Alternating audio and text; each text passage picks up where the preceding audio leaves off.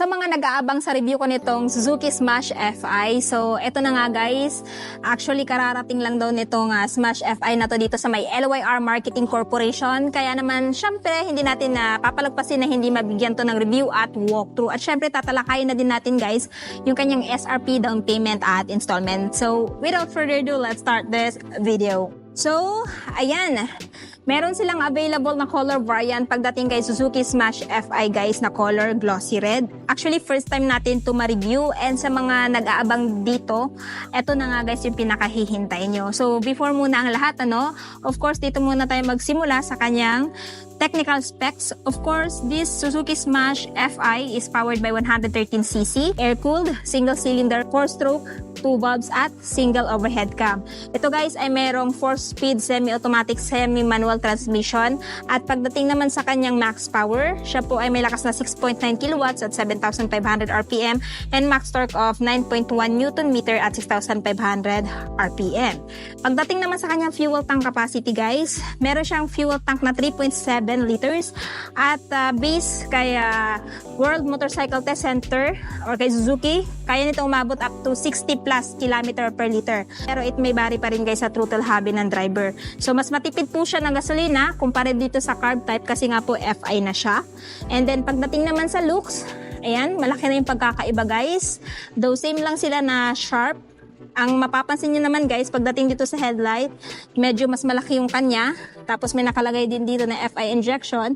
And then pagdating dito, iba na din yung itsura niya guys. Kumpara dito, ayan kasi yung R version, which is yung disc brake. Tapos this one, sa mga nagtatanong, drum brake pa rin po yung kanyang front and rear wheel. Pero kahit ganun pa man guys, is napakalakas pa rin naman po ng kapit ng braking system niya. So dito, aside sa kanyang sticker na FI, meron din po siyang pride of ownership. Yan, meron siyang emblem dito na Suzuki. And pagdating sa turn signal, ganun pa rin naman, naka-bob type kagaya doon sa carb type ni Smash. So mapapansin nyo guys, pagdating dito, ayan, nandito yung kanyang horn, no? So, pasukan to ng hangin, guys, para lang sa ganun, mas mapalamig yung engine niya. Ayan. And, for me, goods na goods yan. Tapos, yung design niya dito may pagka-sharp at napaka-modern na din. Sa paint job naman, napakaganda po ng pagkaka-paint niya, guys. Hindi siya yung tipo ng pagkaka-red na parang lasaw. Para siyang candy red sa personal. And sa mga mahilig sa ganitong kulay na red, highly recommend this one. Kasi sa paint job pa lang talagang waging-wagi na kayo. And pansin ko lang din guys, dito nga pala sa kanyang turn signal light, meron siyang parang butas dito. Ayan. So hindi lang siya basta butas guys. This is for better aerodynamics, para nang sa ganun, habang tumatakbo tong motor na to, pasok yung hangin dito, labas. No, hindi siya yung sinasangga yung hangin. Maging dito, ayan, may mga butas-butas siya na ganyan. Ayan Hindi siya yung masasabi mo na, parang may siwang. Hindi. Design niya po talaga yan. Maging dito. And, suspension na ginamit dito guys, typical telescopic fork suspension with drum brake. Yan, yung braking system niya. Naka-spoke, nakayantas pa rin siya guys. And yung tire size dito sa front is 70 by 90 by 17, tube type pa rin. Yan. So dito, ito yung kanyang rear fender guys na naka-matte black. So, check natin yung side. Dating naman sa side, kung mapapansin nyo guys, aside sa kanyang color na, ayan, glossy red, or parang candy red, meron siyang decals dito na silver. Ayan, decals din to. Decals to, itong Suzuki. Tapos meron siyang mahabang decals dito, which is yung pangalan niya na Smash FI. Ayan. And pagdating naman sa tambucho niya, ayan, mas maganda po yung tambucho ni FI kumpara dun sa carb. Ayan. So, dito guys, may heat guard siya dito na naka-matte black. Tapos ito, ayan, silver yung datingan. So, pang-protect pa yan sa legs mo or sa legs na angkas mo if ever sasampa siya dito na hindi mapaso. No? Ito yung apakan ng driver, brake pedal. Tapos may harang na dito, guard sa engine guys para hindi mapaso yung paa mo. Kasi umiinit tong makina pag once napatakbo nyo itong motor na to or pinapaandar nyo. So, safe na po yung paa nyo na hindi mapaso dito. So, kickstart, ayan, di pa rin naman tinanggal. Foot peg ng angkas. At ang ginamit na suspension dito guys sa likod is swing arm dual shock absorber. Ayan. So, sa gulong, dito guys ay meron siyang tire size sa likod na 80 by 90 by 17. Spoke type pa rin po. Ayan. Braking system is drum brake.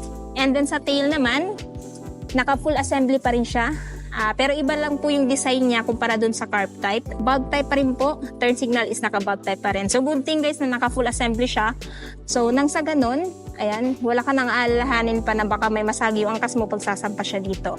Tapos ito yung plate holder at saka yung tapaludo niya. So dito tayo balik sa kanyang dashboard or sa kanyang handlebar. So yung buttons at saka switches meron dito guys is electric start. Ayan, sa right side, kickstart. Siyempre, goods na hindi tinanggal para pag ayaw umandar ng electric start, may maasahan kang kickstart. Dito sa left side, nandito yung kanyang high beam, low beam, turn signal switch off, at saka yung kanyang ayan, horn. Sa dashboard naman, iba din yung design or itsura niya kumpara dun sa carb.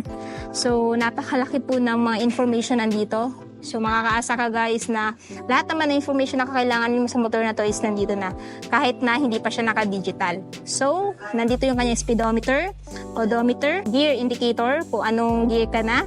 Tapos, fuel gauge, check engine at high beam, low beam, turn signal indicator nandito din.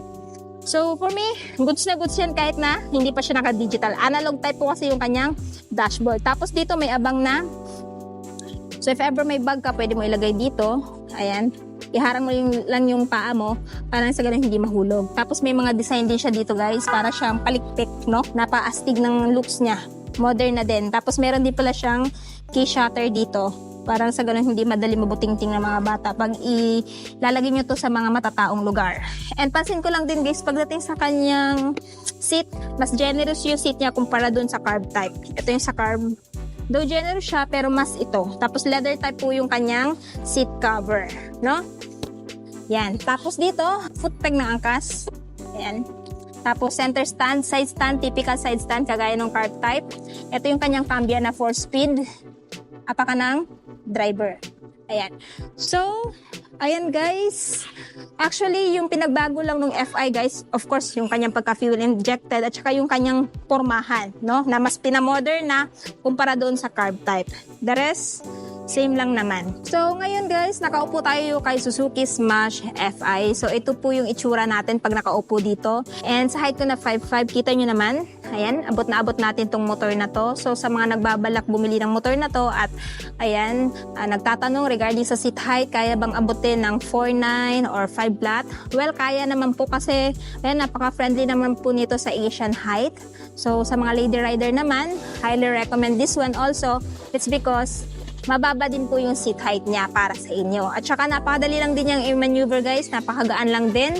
At syempre napakalawak na din ang turning radius niya. So meaning sa mga traffic, and madali na lang din itong isiksik. So kung interested kayo dito guys, ito po ngayon ay nagkakahalaga ngayong buwan ng 66,400 if spot cash. Pero kung gusto nyo ng hulugan, ang down payment is 5,113 at monthly sa 3 years na 3,134 at may rebates na 200. So kung interested kayo nito guys, ito po ay mabibili nyo sa LYR Marketing Corporation, Kanokotan, Tagum City. So, nasa gitna po siya ng Kawasaki Crib at ng Honda Big Bike Tagum. So, full address and phone number nasa screen para po mas makapag-inquire kayo regarding sa motor na to. So, natapos na nga natin ikutan itong pinakabagong Suzuki Smash FI. Ano yung masasabi nyo dito guys? Sulit ba siya sa presyo niya?